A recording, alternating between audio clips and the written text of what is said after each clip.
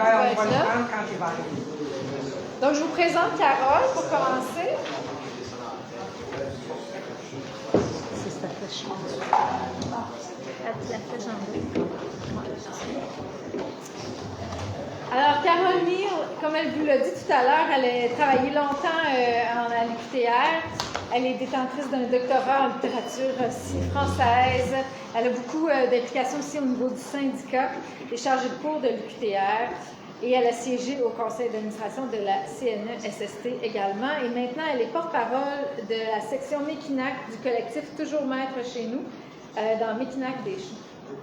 Et je vais présenter tout de suite Manuel Kirkness, parce que vous allez faire, ils vont faire chacun un 20 minutes de présentation, je crois, ou c'est ça. Hein?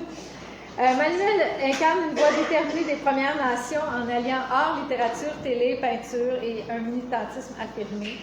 Il est de la communauté de Master-Yash, aussi connue sous Pointe-Bleue au Lac-Saint-Jean.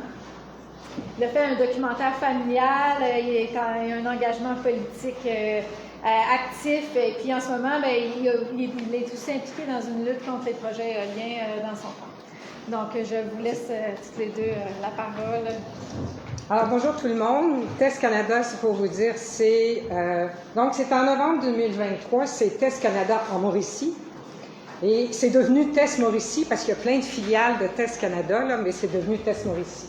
Donc, c'est en novembre 2023 qu'on a appris lors d'une conférence de presse que TES Canada veut implanter une usine de fabrication d'hydrogène vert, ce qu'on appelle le GNR, le gaz naturel renouvelable, et qui s'accompagne d'un parc éolien de 800 MW. C'est le plus gros parc éolien privé au Québec, et d'un parc solaire de 200 MW dans les MRC de Mekinac et des Chenaux. Je ne sais pas si vous connaissez Mekinac, bon, c'est en Mauricie. Et lors de cette conférence de presse, le gratin politique assiste à la conférence de presse. Tout le monde se félicite, c'est extraordinaire, c'est vraiment très beau. Alors, le parc éolien et le parc solaire, il faut savoir que c'est de l'autoproduction. C'est-à-dire, c'est la compagnie qui installe un parc éolien, un parc solaire qui lui appartient pour alimenter son usine d'hydrogène vert. Parce qu'ils ont fait le choix d'avoir un électrolyseur, un des plus gros au monde, qui demande 500 MW. Parce qu'il faut le mettre dans le contexte. Et on nous dit que le projet verra le jour si l'acceptabilité sociale est au rendez-vous. Sans l'acceptabilité sociale, dans notre dossier, c'est une arnaque totale. Bien, il va vous expliquer pourquoi. Et quelques semaines plus tard, on apprend qu'au printemps 2023, les frères belges Van Poop, à qui appartient TES, en Belgique, et France Desmarais-Chrétien, ils ont convaincu François Legault et notre fameux Pierre Fitzgibbon de leur octroyer un bloc de 150 MW pour l'usine de Shawinigan. Mais comme ils ont besoin de 500 MW, 150, c'est pas assez. C'est pour ça qu'ils produisent, ils autoproduisent, donc un parc éolien et un parc solaire. TES Canada appartient donc à 60% aux frères belges, Van Poop, à 40% à France Desmarais-Chrétien, donc Power Corporation, parce qu'il faut savoir qu'elle est mariée à un Desmarais, donc c'est Power Corporation. Le bloc de 150 MW est octroyé sans aucun appel d'offres. C'est donné directement, ça a été décidé dans le bureau de Legault. Et TES Canada aurait demandé un bloc de 500 MW qui leur aurait été refusé par Hydro-Québec. Ça, c'est la belle histoire. Mais cet été, on a demandé à la ministre de l'Énergie, Mme Fréchette, d'octroyer un bloc suffisant à TES Canada pour ne pas être obligé de faire un parc éolien. Et qu'est-ce qu'a répondu le PDG de TES Canada? Oh, c'est intéressant, l'offre est intéressante, ça nous permettrait d'avoir un plus gros électrolyseur, puis de diminuer de quelques éoliennes. Alors, on se rend compte que le dossier de l'autoproduction faisait partie du projet dès le début, parce que l'autoproduction, c'est le commencement de la privatisation de l'électricité. Donc, c'est là que les compagnies s'engouffrent dans l'autoproduction pour produire de l'électricité. Et c'est l'arnaque aussi. Donc, on a un électrolyseur de 500 MW, un bloc d'électricité de 500 MW, un parc éolien de 800, un parc solaire de 200. Et il faut savoir que dans l'MRC Mekinac des Chenaux, il n'y a pas de potentiel éolien. Quand vous regardez les cartes du ministère de l'Économie, là, il n'y en a pas de potentiel éolien. Donc, c'est la raison pour laquelle la compagnie veut installer des grosses éoliennes. En fait, c'est des éoliennes, des méga-éoliennes industrielles de 210 mètres de haut, parce qu'il y a plus de vent en haut. Et, en fait, elles vont produire à 22 de leur capacité, tellement il n'y a pas de potentiel éolien. Donc, ça signifie l'implantation de 133 éoliennes industrielles, donc de plus de 200 mètres, et d'une puissance approximative de 7,6 mégawatts, plus 600 000 panneaux solaires pour alimenter l'usine. Mais il faut que vous sachiez que le 7,6, ça, c'est dans l'étude d'impact. Mais au début, ils ont parlé de 5, ils ont parlé de 6,2, puis là, ils sont rendus à 7,6. Puis on ne sait pas encore si c'est vrai, c'est celui-là. Donc, c'est très approximatif. Et dans la ville où je demeure, Saint-Adelphe, je ne sais pas si sur le bord de la rivière Vatican, là, donc, ça veut dire 44 à 55 éoliennes dans une municipalité, c'est des méga engins industriels, et dans un rayon de 10 km à partir du périmètre urbain de Saint-Adelphe, il y aurait à peu près 70 à 80 éoliennes. Je ne sais pas si vous êtes capable de vous configurer ce que ça veut dire, là. Ça veut dire que notre municipalité devient un parc industriel. C'est fini, là, le récréo touristique. Alors, vous comprenez pourquoi je suis porte-parole? Parce que j'en veux pas. Alors, TES, ça va servir à la décarbonation du Québec. Ça, c'est la décarbonation à la sauce TES Canada. Donc, là, au début, c'était 1/3 pour le secteur du transport lourd, qui n'existe pas. Il n'y a pas de camions à hydrogène, il n'y a pas de compagnie qui va fabriquer des camions à hydrogène. La dernière grosse compagnie américaine a fait faillite au mois de mars dernier. La grosse compagnie allemande a fait faillite, elle aussi. Donc, il n'y en a pas. Et quand ils disent dans leur étude d'impact qu'il va y avoir, ils peuvent approvisionner 2000 camions à hydrogène, et quand on les questionne, ils disent c'est le potentiel maximal, mais on n'est pas responsable si ça ne se réalise pas. Mais tu as 40 de ton GNR qui va servir à ça. Fait que là, tu te dis, il se fout de notre gueule, mais c'est vrai, il se fout de notre gueule. Et le 2/3, 60 maintenant, injecté dans le réseau d'énergie, pour lequel il n'y a pas d'entente entre TES et Énergir, il y a juste une lettre d'intention. On va acheter votre GNR s'il y a un prix compétitif, s'il ne coûte pas trop cher. C'est ça que ça veut dire. Parce que Énergir doit répondre à une exigence gouvernementale d'injecter, 5 de gaz naturel renouvelable dans son réseau à 2025 et 10 Mais aujourd'hui, Énergir a 2 de GNR dans ses tuyaux. Elle ne réussit même pas à le vendre parce qu'il est trop cher. Et celui de TES Canada va être le double, sinon le triple de ce qu'elle paie présentement. C'est impossible d'y arriver. Qu'est-ce qui va arriver? Alors, qu'arrive-t-il si Énergir ne veut pas acheter le GNR de TES Canada? Il y a deux possibilités. On exporte l'hydrogène vert en Europe. Mais ça, si on l'exporte en Europe, on ne décarbone pas le Québec. Hein? On décarbone l'Europe, mais pas le Québec. Quoique le GNR, je ne suis pas convaincue que ça décarbone. Pour ça, je vais poser. Ou ce qui va arriver, et ça, je suis certaine, ça c'est mon intuition, mais je suis certaine que c'est ça qui va arriver, on va subventionner Énergir pour acheter l'hydrogène vert de TES Canada au nom de la transition énergétique. Alors, qui va payer? C'est nous tous qui allons payer pour acheter le GNR de TES Canada. Et ils prétendent que c'est un investissement entièrement privé de 4 milliards de dollars. Ça, ils le répètent là, sur toutes les tribunes, ils achètent la publicité. Il faut que vous sachiez que 30 de subventions fédérales pour la fabrication d'éoliennes et de panneaux. Il y a 40 de subventions fédérales pour l'hydrogène vert. Ils ont eu un bloc d'électricité à 3,5 sous, 4 sous le kilomètre, le kilowattheure. Ils vont pouvoir vendre de l'électricité à Hydro-Québec en période hivernale à peu près à 10-11 sous du kilowattheure. Ils vont vendre, avec le projet de loi 469 qui a été adopté, ils vont pouvoir vendre l'électricité à une autre compagnie, puisque le projet de loi a été accepté. Et pour relier le réseau souterrain des éoliennes, parce que les éoliennes sont toutes connectées, branchées par un réseau souterrain. Donc, ils vont utiliser les servitudes des municipalités. Ils ont déjà commencé à demander aux municipalités, permettez-nous d'utiliser vos chemins. Ça va coûter bien moins cher que d'être obligé de passer sur des propriétés privées. Puis ça peut être très dangereux.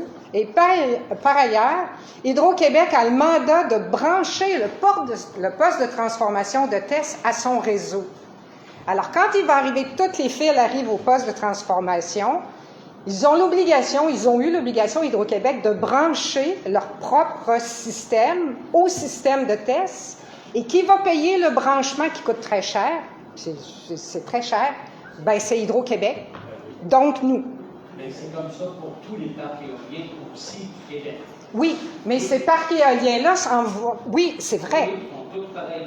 Oui, mais la seule différence, c'est que les autres parcs éoliens qui sont publics-privés, là, dans l'Alliance de l'Est, ça s'en va dans la ça s'en va au réseau d'Hydro-Québec qui l'achète.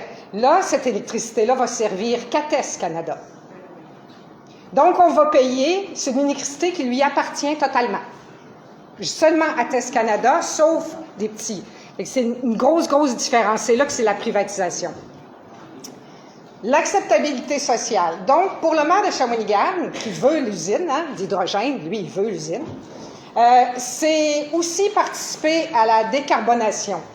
Alors, pour lui, la décarbonation, ça veut dire l'acceptabilité sociale. Puis c'est facile, c'est la même position que la Fédération québécoise des municipalités. Et quelques mois plus tard, la nouvelle ministre du ministère de l'Économie, qui ne sera plus la ministre de l'Économie bientôt, a défini l'acceptabilité sociale comme une trame de fond en faveur du projet. Ça ne veut pas dire grand-chose, hein? Alors, qui mesure l'acceptabilité sociale? Parce que c'est tout un problème. On biaise la notion d'acceptabilité sociale, mais qui va mesurer? Est-ce que c'est la compagnie? Bien, si c'est la compagnie, c'est une acceptabilité sociale achetée.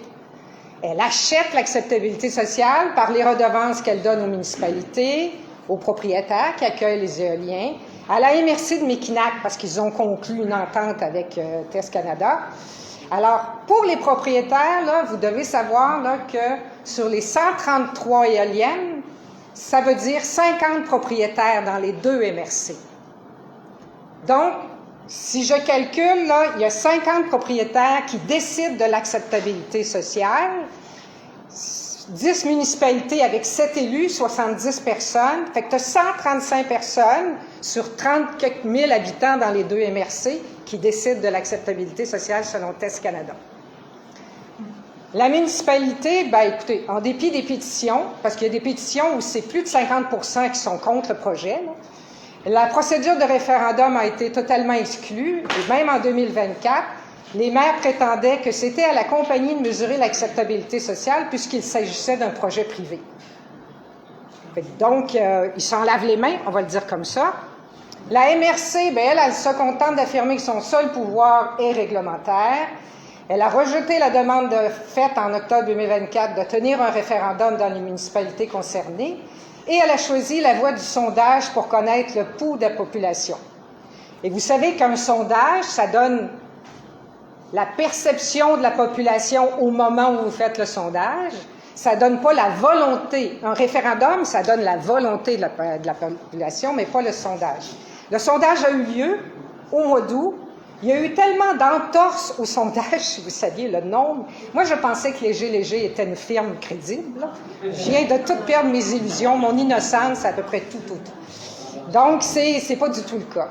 Alors, la MRC se dit neutre, même après avoir signé une entente de retombée économique avec TES Canada. Donc, elle signe une entente de retombée économique, mais elle dit non, je demeure neutre. Au cas où le projet a lieu, bien, je vais avoir mon entente de retombée économique. Belle neutralité. Et le BAC.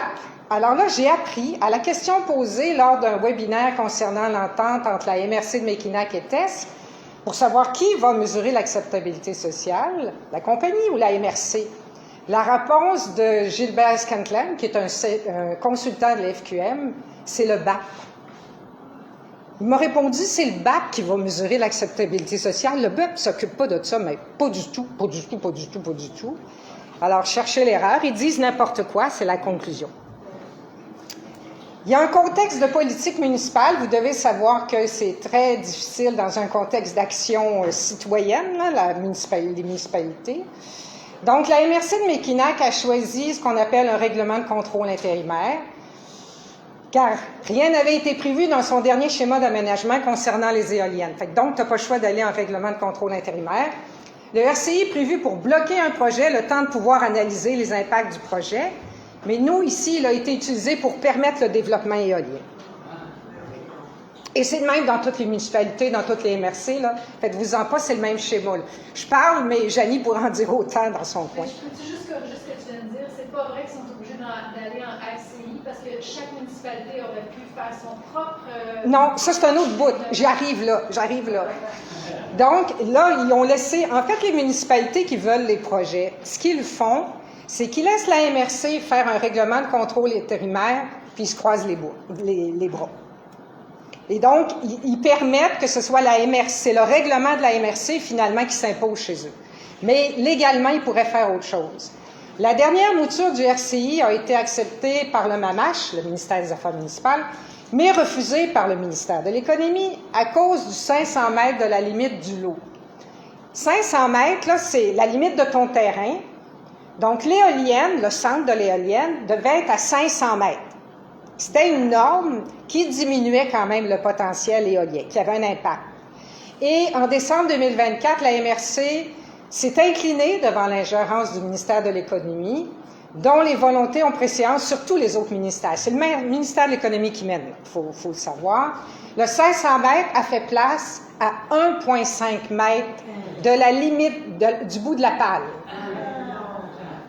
Donc, vous êtes voisins, vous ne voulez pas d'éolienne, vous avez votre limite, puis l'éolienne est à le bout de la pale est à 1,5 mètre de votre mètre, oui. Donc, c'est adapté. Non, ça n'a pas de bon sens, mais c'est ça. Le RCI est adopté. Madame, c'est pas un RCI, c'est le règlement de contrôle. Ça contrôle rien. Alors, si vous saviez le nombre de fois qu'on l'a dit, vous n'avez pas idée. Ça contrôle rien. C'est le contraire. Oui, c'est ce que je vous disais. Le RCI, c'est fait pour bloquer, puis ils ont fait le contraire avec le RCI. En janvier 2025, à la suite de l'adoption de la loi 57, vous savez, la fameuse loi qui protège les élus contre les citoyens trop violents, trop insistants, bon, voilà. La MRC a adopté un règlement de régie interne où la période de questions est devenue limitée à 30 minutes. Voilà. Avec une question et une sous-question par personne pour un maximum de 5 minutes. Oui, c'est du copier-coller. On a aussi la MRC des Chenaux qui, elle, a choisi un schéma d'aménagement parce qu'elle avait déjà des règlements municipaux qui contrôlaient les éoliennes. Donc, et le même problème s'est produit. Le MEI a refusé le schéma d'aménagement parce qu'il ne permettait pas le développement éolien, assez le développement éolien. Et ils ont adopté le même règlement de régie interne pour la période de questions, mais l'application est beaucoup plus souple. Il laisse beaucoup plus de 30 minutes. Bon. Il y a 2 municipalités qui refusent le projet. Il y a une municipalité qui tiendra un référendum le 14 septembre prochain. Donc, on a vraiment 2 MRC avec des attitudes totalement différentes. Et nous, on est revenus constamment aux conseils municipaux puis à la MRC pour dire, bon, c'est beau, vous avez le RCI, mais les municipalités peuvent adopter des règlements plus restrictifs. Pas à l'encontre du RCI, mais plus restrictifs. Mais il n'y a aucune municipalité qui va adopter un règlement plus restrictif parce qu'ils veulent l'offrir, les redevances municipales. Il y a des élections municipales cet automne. Ah, je vais vous en parler, ne vous inquiétez pas. Donc, le résumé de la situation, c'est que de 82 à 98, parce que là encore, c'est pas sûr les chiffres, hein? L'étude d'impact est déposée, 12 500 pages d'étude d'impact, puis c'est encore préliminaire. Ils disent encore que c'est préliminaire. Tu sais, ça n'a aucun bon sens. Donc, il y a 82 à 98 éoliennes dans la MRC de Mekinac avec un RCI adopté en bonne et due forme, et 43 à 51 éoliennes, on ne le sait plus, dans la MRC des Chenaux, avec un schéma d'aménagement qui n'a pas encore été adopté officiellement. Le 20 mai dernier, la compagnie a déposé son étude d'impact de 12 500 pages, avec des emplacements préliminaires dans la MRC des Chenaux. C'est épouvantable. Et là, il y a les demandes d'autorisation à la CPTAQ, vous connaissez la Commission de protection du territoire agricole du Québec, qui n'a que de nom, hein, parce qu'elle ne protège plus grand-chose maintenant, mais bon. Ils seront déposés dans les prochaines semaines pour la MRC de Mekinac et une municipalité de la MRC des Chenaux. Vous savez que dans toutes ces demandes d'autorisation-là, la municipalité doit faire une recommandation motivée sur la pertinence de la demande. Donc, oui, là, j'ai 5 minutes. Alors, je vais aller encore un petit peu plus rapidement parce que je voudrais quand même aller aux actions citoyennes. Tout ce qu'on a fait depuis le début. Donc, on a créé, il y a une page Facebook contre la privatisation du vin et du soleil qui a été créée. On participe à tous les conseils municipaux systématiquement depuis 18 mois et tous les conseils des MRC systématiquement. On les emmerde royalement. On a une forte participation aux rencontres d'information qui ont été organisées par TES. Vous savez, quand on fait des manifs, quand on fait des rencontres d'information, on a toujours entre 150 et 300 personnes. On est dans des petites municipalités, là. C'est énorme, vraiment énorme. Et on a organisé plus de 9 à 10 rencontres avec des experts indépendants dans plusieurs municipalités. On a des pétitions en circulation qui rassemblent plus de 5000 personnes. On est presque arrivé à 6000 personnes qui ont signé contre le projet de Test Canada. C'est énorme. Donc, on a organisé des rencontres, on a fait des manifestations à Saint-Adelphe parce que c'est l'épicentre du projet. En fait, si Saint-Adelphe tombe comme projet, le projet, il tombe. Test Canada, c'est fini. Parce que c'est là que c'est l'épicentre. On a même fait un pique-nique devant Saint-Adelphe. Et depuis ce temps-là, le maire a engagé des gardes de sécurité à chacun des conseils municipaux. Il n'y a pas d'argent pour la Ouais. Donc, on a même fait une activité de désobéissance civile le 21 mai dernier à la séance spéciale de la MRC Mekinac. C'est la séance pour entériner l'entente avec Test Canada. Alors, on n'a pas laissé parler la préfète, on a juste dit bien calmement, mais il y avait 250 personnes dans la salle, nous ne consentons pas. Martine était là avec nous. Nous ne consentons pas. C'était bien calme, même si la préfète a dit qu'on a fait du chalut, c'est pas vrai. On était très, très calme. Donc, ils n'ont pas pu faire la séance d'information. Ils étaient frustrés, anti-péché. Et, mais ils ont quand même entériné l'entente en entendant « nous ne consentons pas ». Ils l'ont fait pareil. Et on a organisé plein... Écoutez, j'en ai des pages et des pages et des pages de trucs qu'on a fait. Puis on a même fait une microbrasserie qui a fait une bière nommée « Toujours maître chez nous ».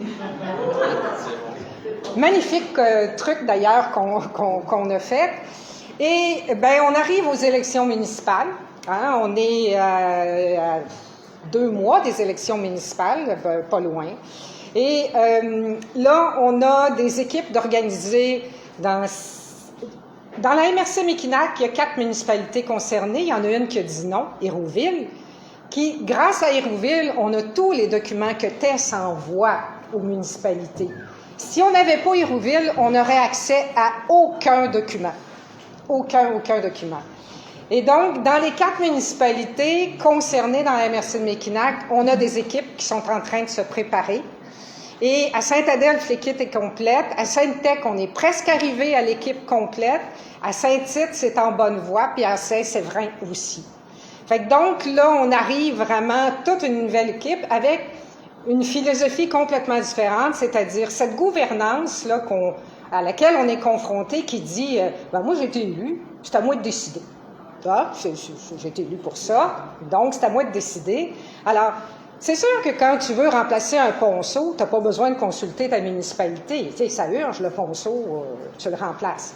Mais là, des projets d'envergure comme les parcs éoliens, et je reviens sur une chose qui est extrêmement importante, Test Canada, puis peut-être que Robert va en parler, c'est vraiment le cheval de Troie de la privatisation. Est-ce que vous avez vu sur la Côte-Nord le fameux Marinvest là, qui veut s'installer du gaz naturel liquéfié?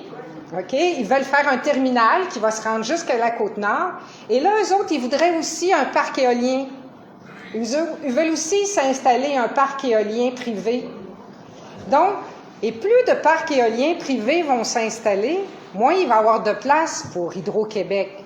Et la privatisation de l'éolien nous a déjà coûté 6 milliards au gouvernement. Alors, la privatisation, ça fait en sorte que c'est une compagnie privée qui fait le fric, qui l'envoie dans les paradis fiscaux, qui ne paye pas assez d'impôts, et qui, après, ne sert absolument à rien pour l'État. Alors que quand c'est Hydro-Québec, même si on peut reprocher bien des choses à Hydro-Québec, bien, il y a des redevances qui sont versées à l'État. Et c'est ces redevances-là qui alimentent les services publics, qui sont importantes, ces redevances-là. Alors pour moi, non seulement ça va détruire la municipalité où j'aimerais vivre jusqu'à la fin de mes jours et pas dans un parc industriel, c'est un magnifique coin de pays, mais c'est aussi important que ça ne soit pas privatisé et que ça... Moi, je pense que l'éolien devrait redevenir... ça devrait être nationalisé et ça devrait être l'État qui a le contrôle de l'éolien. Voilà. Là, je peux pas...